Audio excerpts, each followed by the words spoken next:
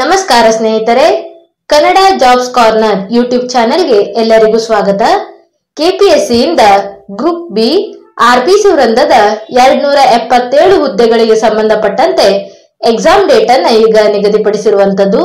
ಇದಕ್ಕೆ ಸಂಬಂಧಪಟ್ಟಂತೆ ಕೆಪಿಎಸ್ಸಿಯಿಂದ ಒಂದು ನೋಟಿಫಿಕೇಶನ್ ಅನ್ನು ಸಹ ಬಿಡುಗಡೆ ಮಾಡಿರುವಂತದ್ದು. ಇನ್ನು ನೋಟಿಫಿಕೇಶನ್ ಅಲ್ಲಿ ಏನೇನಿದೆ ಅನ್ನೋದನ್ನ ಮುಂದೆ ನೋಡ್ತಾ ಹೋಗೋಣ.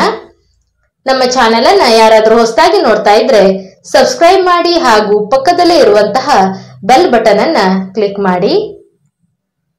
ಇನ್ನು ಅಧಿಸೂಚನೆಯ ದಿನಾಂಕ 13/3/2024 ಮತ್ತು ತಿದ್ದುಪಡಿ ಅಧಿಸೂಚನೆ ದಿನಾಂಕ 20/9/2024 ಅನ್ವಯ ವಿವಿಧ ಇಲಾಖೆಗಳಲ್ಲಿನ ಗ್ರೂಪ್ ಬಿ 277 ಆರ್ಪಿಸಿ ವೃಂದದ ಹುದ್ದೆಗಳಿಗೆ ಪತ್ರಿಕೆ 1 ಮತ್ತು ಪತ್ರಿಕೆ 2ರ ಪರೀಕ್ಷಾ ದಿನಾಂಕವನ್ನ ನಿಗದಿಪಡಿಸಿರುವಂತದ್ದು.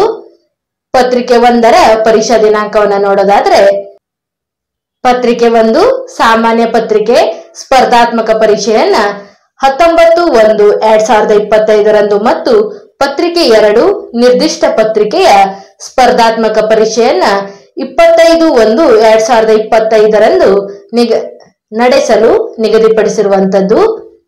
ಇನ್ನು ಈ ಒಂದು ಪರೀಕ್ಷೆಗಳ ಪ್ರವೇಶ ಪತ್ರಗಳನ್ನು ಜನವರಿ 13/2025 ಡೌನ್ಲೋಡ್ ಮಾಡಿಕೊಳ್ಳಲು ಅವಕಾಶವನ್ನ ಕಲ್ಪಿಸಲಾಗಿದೆ. ಇನ್ನು ಅಭ್ಯರ್ಥಿಗಳು ಹಾಲ್ ಟಿಕೆಟ್ ಅನ್ನ ಡೌನ್ಲೋಡ್ ಮಾಡಿಕೊಳ್ಳಲು ವೆಬ್ಸೈಟ್ ವಿಳಾಸವನ್ನು ಸಹ ನೀಡಿರುವಂತದ್ದು kpsc.kar.nic.in. ಈ ಒಂದು ವೆಬ್ಸೈಟ್ ಮುಖಾಂತರ ಅಭ್ಯರ್ಥಿಗಳು ತಮ್ಮ ಹಾಲ್ ಟಿಕೆಟ್ ಅನ್ನ ಡೌನ್ಲೋಡ್ ಮಾಡಿಕೊಳ್ಳಬಹುದು. ಇನ್ನು ಕೆಪಿಎಸ್ಸಿ ಗ್ರೂಪ್ ಬಿ ಎಕ್ಸಾಮಿಗೆ ಸಂಬಂಧಪಟ್ಟಂತೆ ಪರೀಕ್ಷಾ ಮಾರ್ಗಸೂಚಿಗಳನ್ನ ಮುಂದೆ ನೋಡ್ತಾ ಹೋಗೋಣ. ಮೊದಲನೇದಾಗಿ ಅಭ್ಯರ್ಥಿಗಳು ಪ್ರವೇಶ ಪತ್ರದ ಜೊತೆ ಅಭ್ಯರ್ಥಿಯ ಭಾವಚಿತ್ರವಿರುವಂತಹ ಚುನಾವಣಾ ID, Aadhaar card, driving licence, PAN card, passport ಇದರಲ್ಲಿ ಯಾವುದಾದರೂ ಒಂದು ಮೂಲ ಗುರುತಿನ ಚೀಟಿಯನ್ನ ಎಕ್ಸಾಮ್ ಸಮಯದಲ್ಲಿ ತೆಗೆದುಕೊಂಡು ಹೋಗಬೇಕಾಗಿರುತ್ತದೆ. ಇನ್ನು ಎರಡನೇದಾಗಿ ಕೊಠಡಿಯೊಳಗೆ ಯಾವುದೇ ಆಧುನಿಕ ಉಪಕರಣಗಳಾದಂತಹ mobile, Bluetooth, calculator, wireless set, paper, ಬುಕ್ಗಳನ್ನ ತೆಗೆದುಕೊಂಡು ಹೋಗುವಂತಿಲ್ಲ. ಇನ್ನು ಈ ಒಂದು ಎಕ್ಸಾಮಿಗೆ ಸಂಬಂಧಪಟ್ಟಂತೆ ಡ್ರೆಸ್ ಕೋಡ್ ಅನ್ನ ನೋಡ್ತಾ ಹೋಗೋದಾದ್ರೆ, ಡ್ರೆಸ್ ಕೋಡ್ ಮಹಿಳಾ ಮತ್ತು ಪುರುಷ ಅಭ್ಯರ್ಥಿಗಳಿಗೆ ಇಬ್ಬರಿಗೂ ಸಹ ಸಂಬಂಧಪಟ್ಟಿರುತ್ತದೆ. ಇನ್ನು ಡ್ರೆಸ್ ಕೋಡ್ ಅನ್ನ ನೋಡ್ತಾ ಹೋಗೋಣ. ಪರೀಕ್ಷೆಗೆ ಹಾಜರಾಗುವಂತಹ ಅಭ್ಯರ್ಥಿಗಳು ತುಂಬು ತೋಳಿನ ಶರ್ಟ್ ಅನ್ನ ಧರಿಸುವಂತಿಲ್ಲ.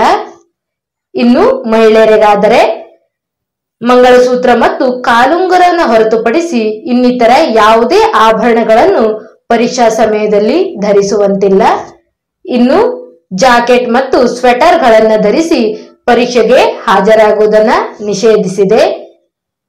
ಇನ್ನು ಕಿವಿ, ಬಾಯಿಯನ್ನ ಮುಚ್ಚಿಕೊಳ್ಳುವಂತೆ ಅಥವಾ ಯಾವುದೇ ರೀತಿಯ ಫಿಲ್ಟರ್ ಫೇಸ್ ಮಾಸ್ಕ್ ಅನ್ನ ಧರಿಸಿ ಪರೀಕ್ಷಾ ಕೊಠಡಿಗೆ ಪ್ರವೇಶಿಸುವಂತಿಲ್ಲ.